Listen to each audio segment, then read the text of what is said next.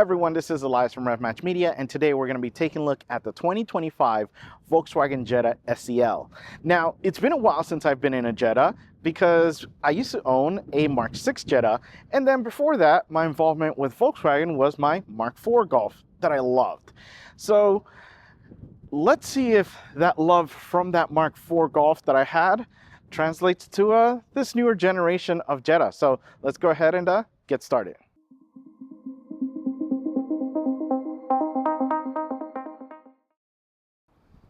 We get started in front, and yes, the obvious. The King's Red Metallic looks really good. It has kind of a red, but with a slight orange tint to it that, you know, gives it a little bit more life than it just being a straight up just red color. And the metallic on it is really fine, so the sun just makes it just gleam, really, is the choice of words.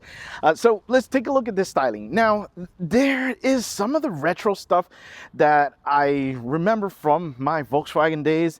So we have this nice big hood, but we have the eyebrow that I remember, like the Mark II Jettas and Golf front ends used to have this kind of like little option that you can get aftermarket. So I like that little touch that we have on there. And the headlights are nice. We have the LED little under I guess eye bags, so to speak, is what you can call them. And then because this is the SEL, you are going to get that continuation with that light bar on the grille, which I like. It's actually very big opening. There's not much design to it other than functionality of let's crank this thing up with tons of air to cool down the engine. We have a nice Volkswagen big badge there. We don't get a front-facing camera with this, so we do only get a rear camera. It's not the best. It's a little outdated looking, which we'll take a look at. But yeah, loving this front end. The bumper, we have a nice kind of sculpted, but round, but smooth, but angular line to it. So loving that. And then the grille down here is awesome. I love it. We have kind of a finish in the black with a nice little chrome trim on there. I gotta say, this is a huge improvement from the Mark 6 that I had. So definitely loving this thing, and it just looks really nice. I really love the design that we get with that. So let's go ahead and see what we have under this hood. We get under the hood and we have the 1.5 liter turbocharged inline 4-cylinder, and it is cranking out 158 horsepower and 184 pound-feet of torque. It is connected to the 8-speed auto and then to the front wheels. Now, we do have the 1.5, and I remember when I had my Jetta, it was a 1.8 turbo, and when our lease was up after the 3 years, so it was a 2015, so 2018, we were still in the previous gen to this, they had dropped down from the 1.8 to the 1.4, and I didn't like it. It felt like it was starving for power. This, though, with it being the 1.5, newer generation engine, it doesn't feel like it's starving for power on the low end, but it does get kind of choked up once we get to the high end. So there is kind of a torque spike that you kind of feel at the 2,500 to about 3,000 RPM range, where the drivability was a little tough to kind of manage. So if you maybe accelerate a little too aggressive, and I'm talking about like just kind of accelerate and maintain it there so that, you know, the engine catches up, and so do the gears, that stuff, it'll kick on you. It really will. So you have to kind of ease into it and make sure that you kind of finesse the throttle so that it does earlier shifting than that 2,500 or that 3,000 RPM range. Or you could put it in manual, because yeah, this has the 8-speed auto, which it has a manual mode, which has been great to kind of work with. Makes me want to have a true manual in this, but yeah. So we get that. Now, the sound wasn't too bad for a little 4-cylinder. It didn't feel super pumped in like other vehicles from Volkswagen that I've driven that just was super unnatural. And the impressive thing is, I was really pushing this thing, and we can get some good mileage. Now, what Volkswagen reports, or the EPA, is going to be 33 combined, 29 city, and 40 highway. Now, I was getting more along the lines of 35, and that was me, again, just kind of babying it a little bit, but also getting a little bit going. One thing I really loved, highway driving. Highway driving on this was unbelievable. Even though, yes, we do get a little bit choked up with the higher RPMs, just cruising was really good. The gearing, the 8 gears, was a big change from my my Volkswagen Golf that I had. That was a 5-speed, and literally my equation was for it's literally was cut the speed in half and times 100, if I'm not mistaken, was my RPM. So give you an example, if I was doing 60 miles an hour, my RPMs was 3,000 RPMs. With this, I was doing 70, and I was at, I think was like 1,500 to 2,000 RPM. So we do get nice big highway gearing with this. So it's been really good. I've actually been liking this, and the power delivery, again, just be careful on the takeoffs, but once you're kind of going, it's not too bad.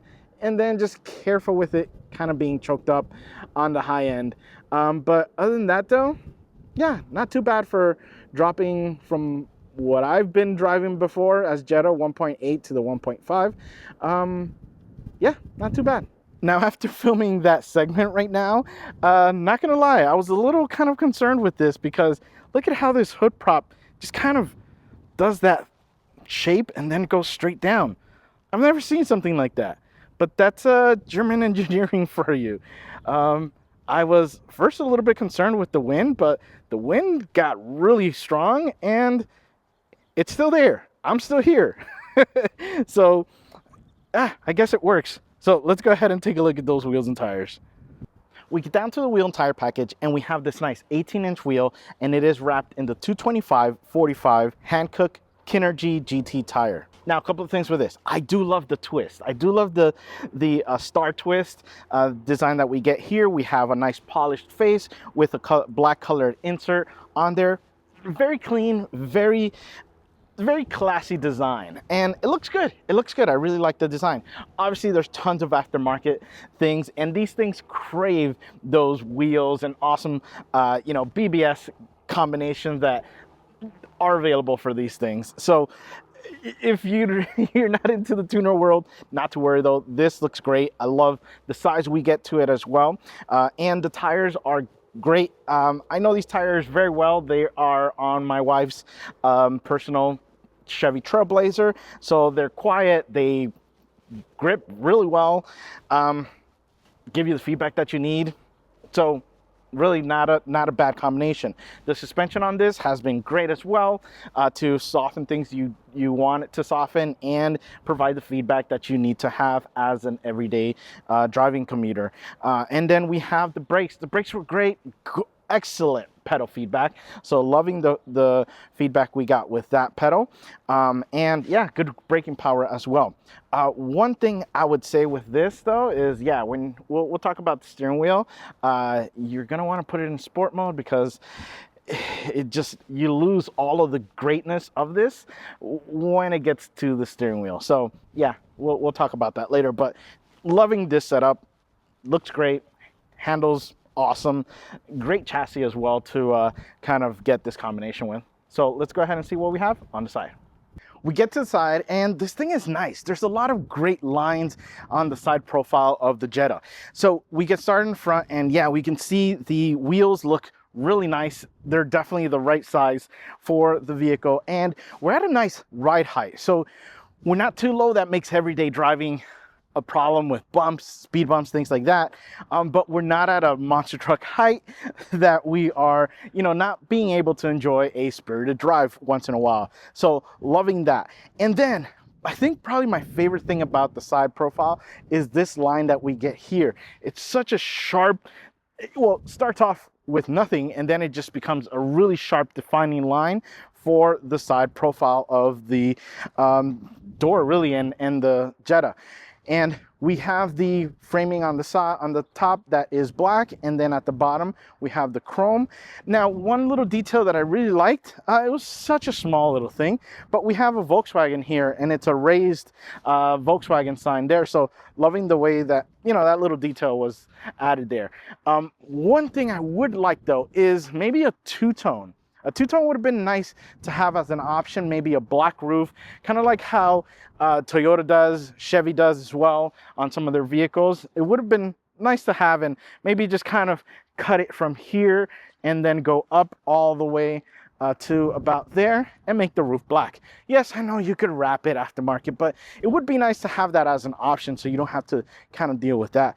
But yeah, I really like the side profile, and I think again these little lines here, like this line down here, adds to that aggressiveness that evolved, because I kind of feel like this is kind of an evolution from the 6 to the 7.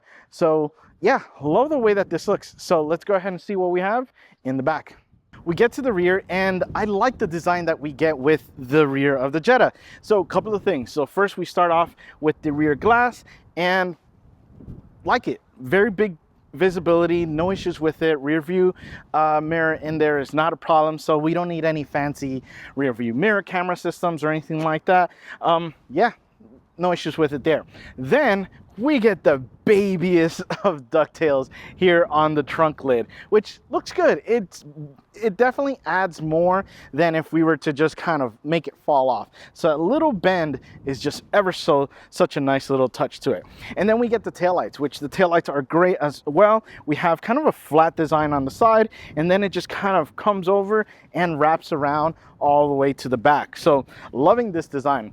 And then we get the Jetta logo in there, which looks good. It's got this kind of futuristic look to it, but still a very classy font style to it. So love the way that that looks. And then the rear bumper is cool. I love the line that we get here with it.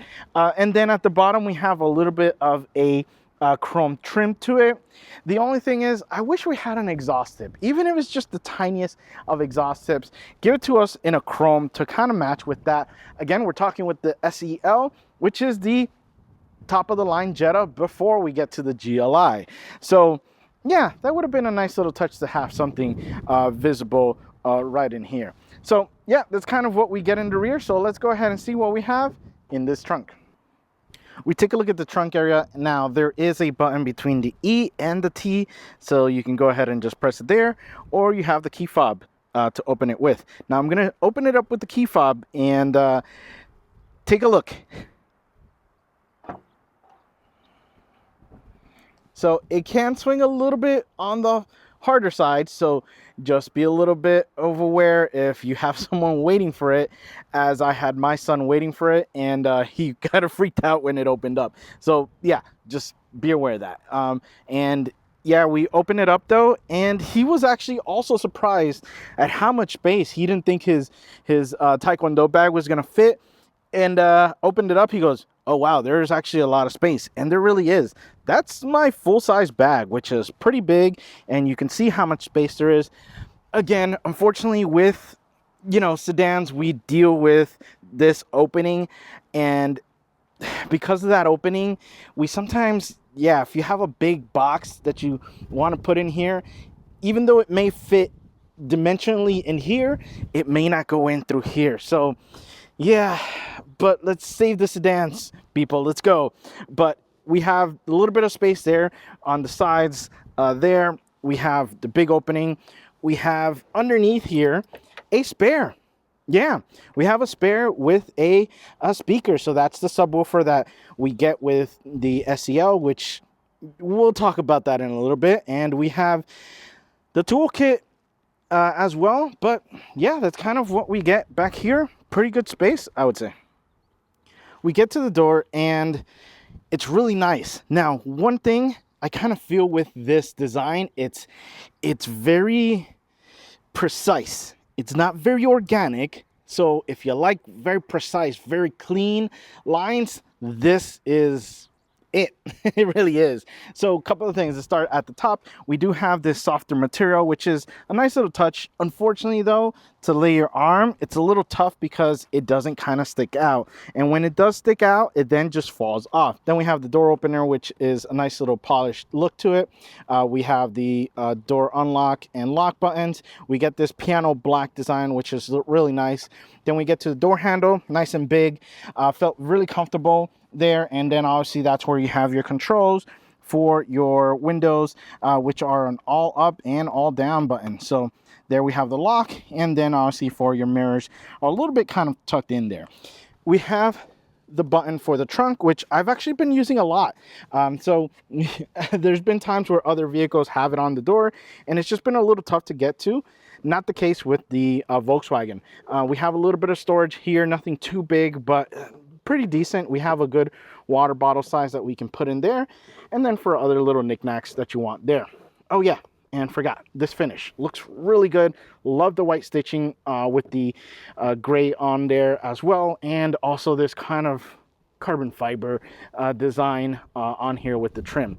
And then we get to the speaker, which is we'll talk about that when we get to the infotainment system. But yeah, it's a fairly tiny speaker, and then it just kind of has this grille that just transfers over, which is really good. Really nice design. Again, like I said, precision and clean, that's what this offers you.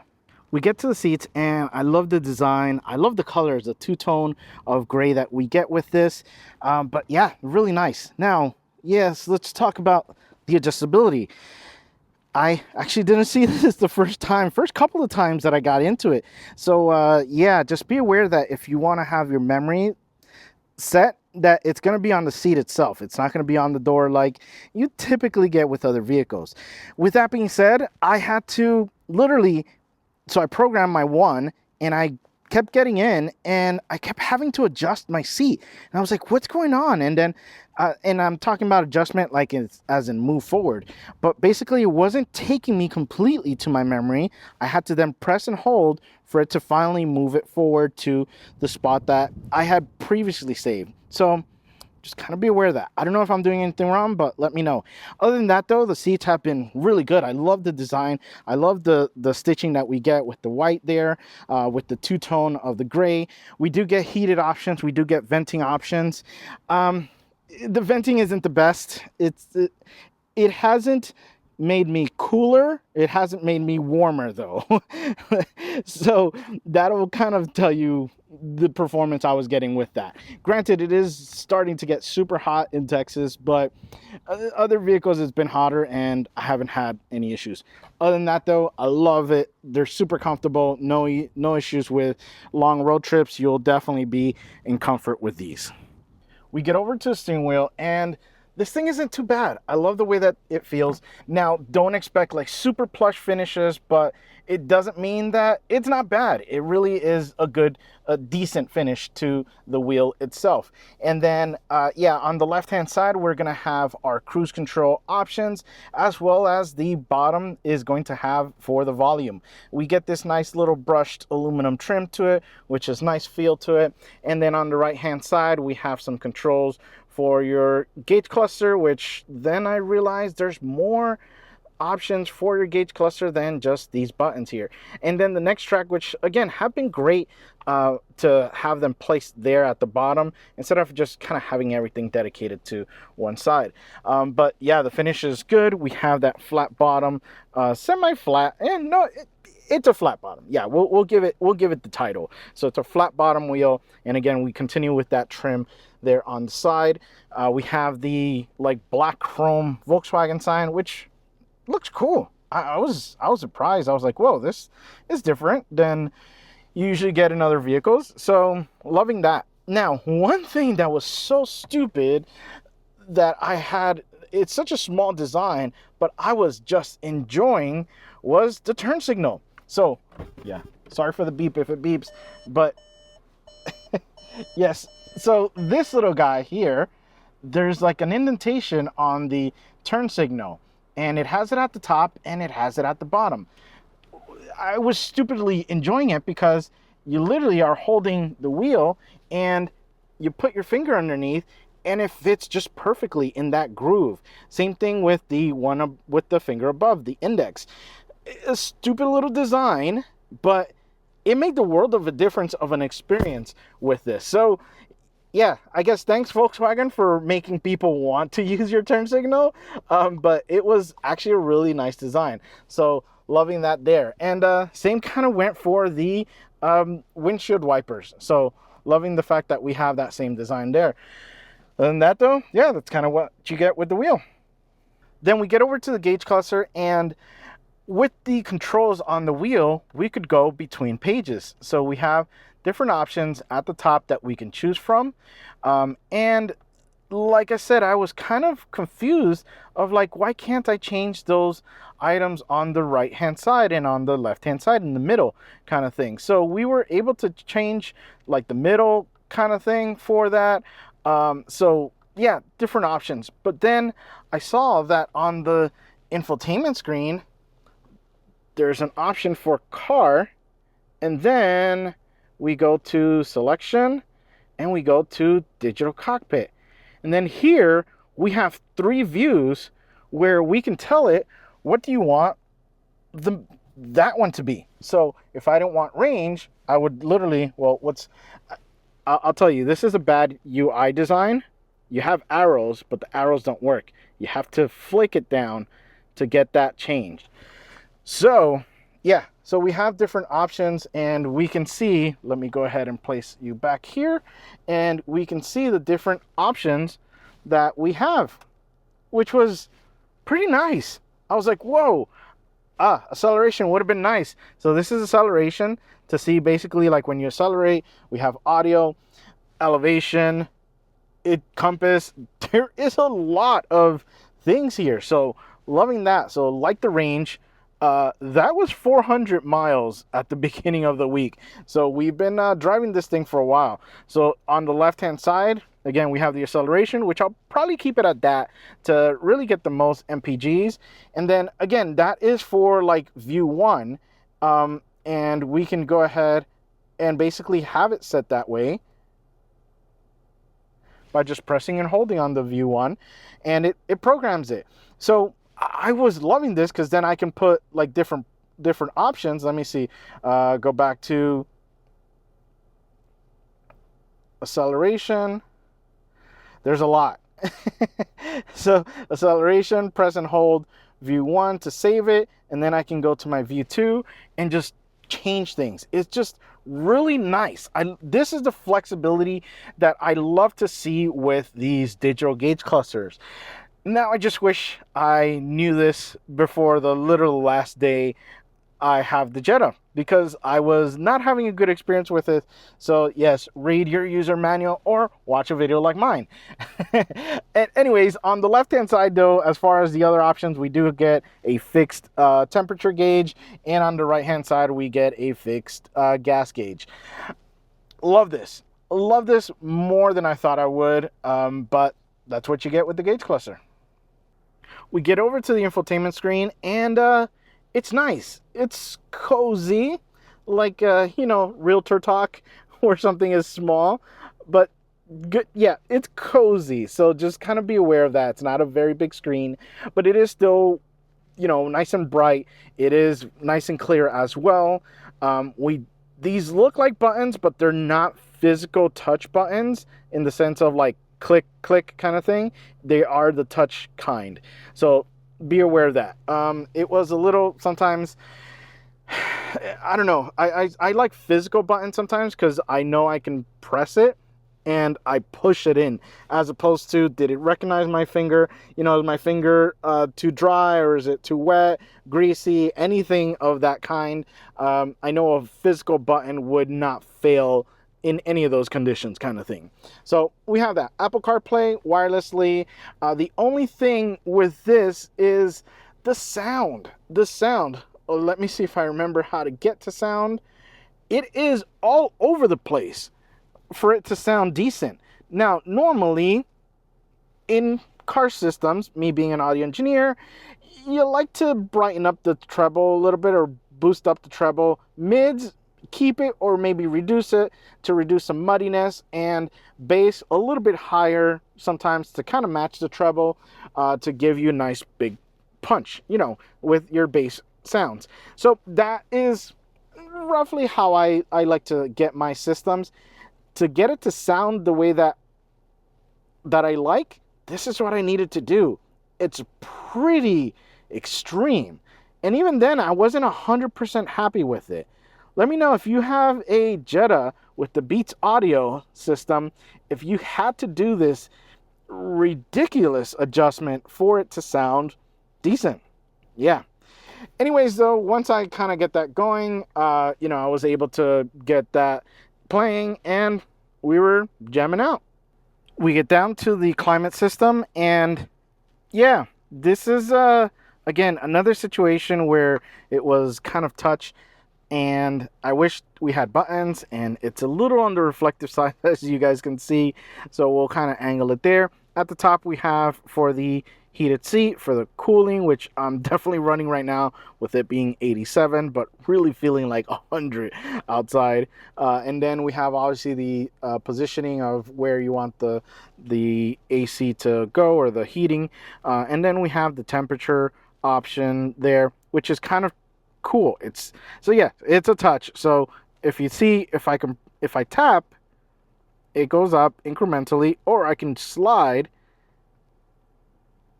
Yeah, and I can continue sliding. And no, we don't want to go that high. We want to go low. So yeah, pretty cool. And also, if I'm not mistaken, hold on, I think I did. Yeah. So yeah, just slide or press the buttons. Buttons, but yeah, you know what I mean. And then obviously we have the menu that we press there, and then it's gonna bring it over to the infotainment screen where we can put manual, or we can do auto, or we can do off there. We also have the sliding of the fan up here, which we can do, and which we can also do down here. So we do have the option of pressing to go up and down, or I believe it doesn't match. No, it doesn't. Sometimes it does, but yes, so you can do that with the fan. And then obviously, yeah, we have the sync because it's a dual climate, left and right, for front. And then obviously we have I'm assuming that's probably for a different vehicle that they just kept it like that. But yeah, it hasn't been too bad. It has been a very set and forget, which I welcome all the time. I just set my temperature that I like, have it set to auto, and I don't have to touch it. So thank you, Volkswagen, for creating a simple system like that. We come down here and we have two connections for USB-C, and we have the wireless charger, which has been really nice. Let's see if it can pass my chuck test. So I have my phone and I chuck it in there. Is it going to charge? It is. Amen. Yes, it is charging, even though it's sideways on the little area down there. So yeah, it can charge. It's been charging. Haven't had any issues. So loving the fact that we get that there. Then we come back a little bit and we have the start stop engine option, which has been kind of tricky to, yeah, I've been looking here, and my son goes, hey, that's kind of weird that it's at the bottom.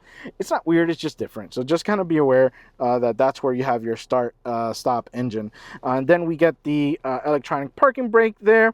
We get the auto start stop off button there. We have our drive mode. So when we press there, we have your eco, normal, and sport. So let's talk about custom, because that has been on 99% of the times, except when we were filming and we went full sport. So steering, this is what I want to talk to you about. Leave it in sport. Do not go to normal. And that's why I have it set to my custom, because I wanted to make the most out of the gas tank. So I was driving an eco, but it puts the steering in normal, and it is so like, it has such a massive dead spot that it was unbearable, and I had to do the sport, which felt like a normal steering wheel. So definitely this should be, sport should be normal, and sport should be more sport kind of feel to it. So yeah, that's where I have it set on mine for steering. And then the drivetrain, again, I was trying to stay eco as possible. I've had my drive mode on custom the whole time, but you get eco, which will then give you the full yeah, you can see all the options for eco. That's why I didn't want to keep it in the eco mode. And then normal, that also keeps my steering in normal. So sorry, I keep pressing the wrong button. And then yeah, we have that set there. And like I said, custom has been where it's always been set. Then we come back a little bit, and if you have maybe a secondary phone that you're charging, not to worry. It's actually not too bad to just kind of place it in this little cubby, I guess, and it's been pretty good. I put my phone there when I needed my wife to charge hers, so hasn't been a problem. So that's what you get there. And then the cup holders haven't been too bad. So I thought those, yeah, the only thing though is be aware, if you have a cup or a bottle that is really big on the base, it's not going to fit in here. So this is more for like a tapered bottle or a tapered cup, so that, you know, usually comes up. But just be aware, that's gonna happen. So if this water bottle is, I'd say maybe almost touching, like I can barely fit my thumb in there, so big cup is gonna have to go here, and then little cup is gonna have to go there. Yeah. So not the biggest Texas sized cups in here are gonna be able to be placed in there. So we also have the armrest, which I was not a big fan of because it kind of angles down. So now my hand is really like falling down, and as opposed to it just being maybe leveled so that I can have comfortably my hand on the shifter. So it has been kind of like if I were to straighten my hand, that's where it is. So it really goes down. So I haven't been too comfortable with this. Just be aware. I wish it were literally like there. That would have been perfect. Yeah. And there's no clasp as well to kind of close it. Yeah, then you have the space in there with a USB-C connection. But yeah, that's what you get in the front. We get to the back door, and again, what I talked about precision, it continues here on the back seat. Now, a couple of things with this, you do get a better armrest at the top. So we do get a little bit of a more width to this on here. It is the tougher, more durable plastic up there, so it's not as soft as it is in the other one.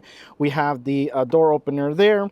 We have the tweeter off to the side here, which I don't know. I would say that probably would have been better fit, but anyways, we get the tweeter there. We have this nice finish on here.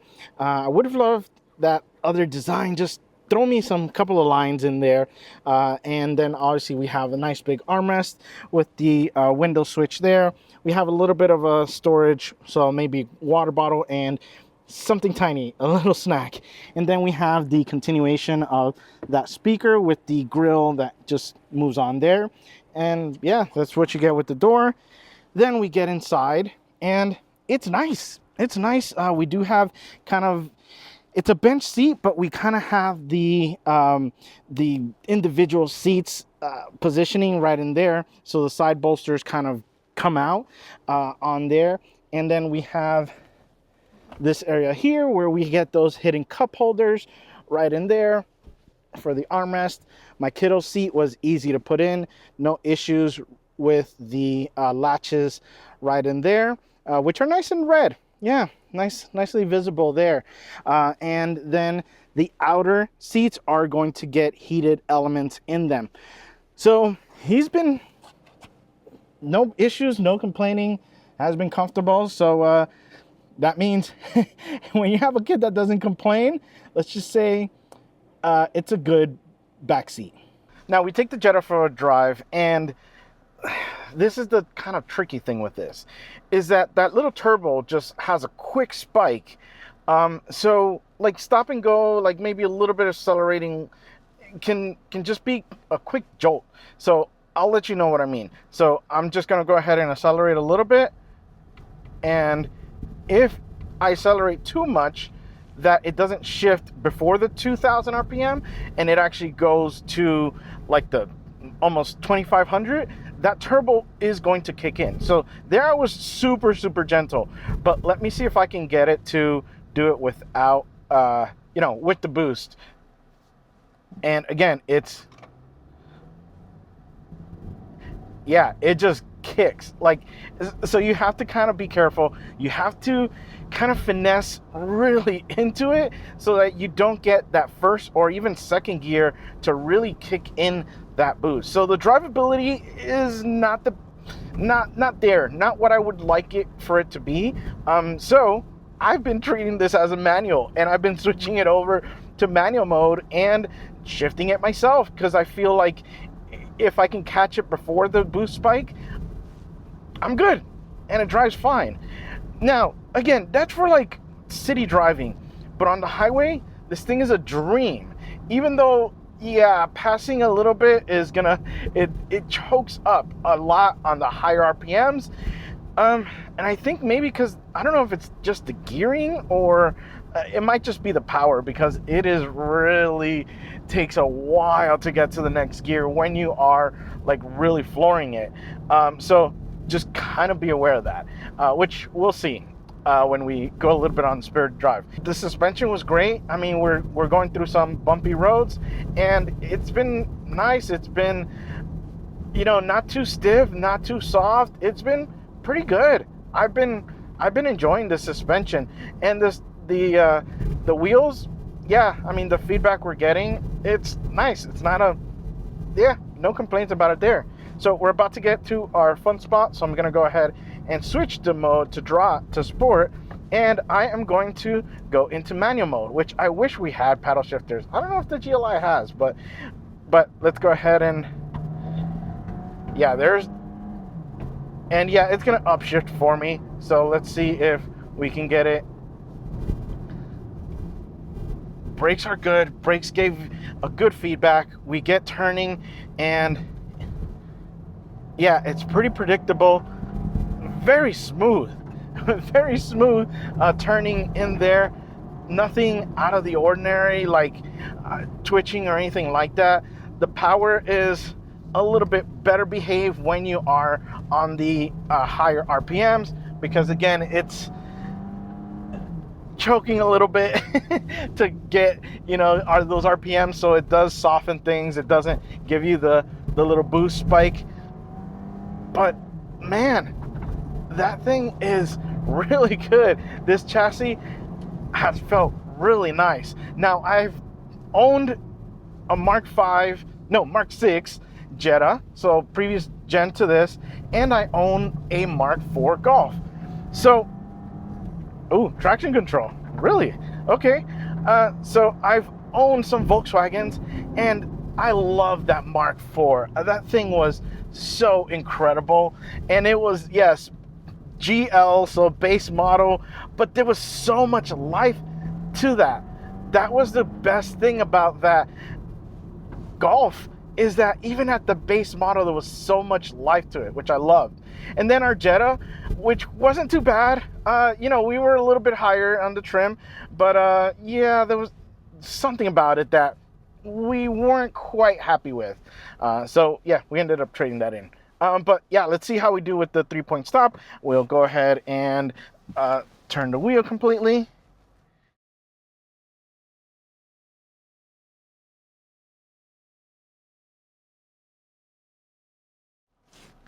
Now, the camera system is very abysmal. It is almost like we need to check a box off, and it is very bad. Like, my Ring camera has better quality than that. So yeah, just kind of be aware of that. But yeah, it worked great. It had no issues with, getting into tight parking spots or anything like that. Now, we've gone ahead and we set up our race box. It's our telemetry box to measure our 0 to 30, 0 to 60. It's a drag timer. It's also a lap timer, all in one box. Great little device, great company to work with. So check them out. I'll put the link in the description for maybe a little bit of a discount. So we've gone ahead and we have lined up. We have it in sport mode. We have it in sport. transmission drive mode, and I'm gonna go ahead and brake boost this because it really likes it. So it's gonna rev up to about 2,500 RPM, hold it there, and it's wanting to go like a bat out of hell. So let's see how that goes. So 2,500 and we go.